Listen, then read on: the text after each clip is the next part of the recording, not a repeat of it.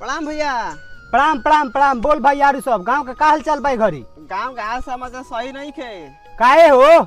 अरे मर्दे हो डेरा पे को मुटका के लइका बनू। हाँ बड़ी मर्दे होत करता गांव के देखो ने झाड़ा करा चलता। अरे पहुंचे था हमारा अभी 4 महीने जेल में भइल इतना देर में कौन रंगदार पैदा हो रे? अरे मर्दे को छोटका लइका बा। अरे तने को नंबर बा अभी फोन कर। नंबर नहीं का फोटो बाटे। दिखाओ फोटो दिखाओ तो। ये तो हटे। एकर बहिन चुदई एकर बाप दादा हमारे सामने ना बोल रहे हमरा के भैया भैया जी कहला। ये कहिया का रंगदार हो रे? चल तो अभी चल तो। ठीक बा चलो तब। चल अभी चल बैठ गाड़ी पर। रुको रुको रुको रुको।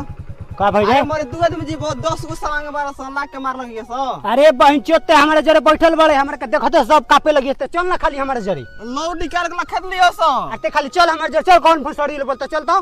ठीक बा चलो तब। ए हई हटे। अरे वो क्या भैया जी तिरंगार बनता है का ये कहता लोग से और ये तो कहता बक मार दे के ए मत ये आलाई हां। तेल का गांव वाले रंग मारा चलता कहता की कहता मान ले लोग से के गलत कहता पगला तरीका। सुन आज के बाद अगर सुन तो कौन शिकायत तो मार के तो गोली से छाती छली कर दे। ठीक बा टेंशन कम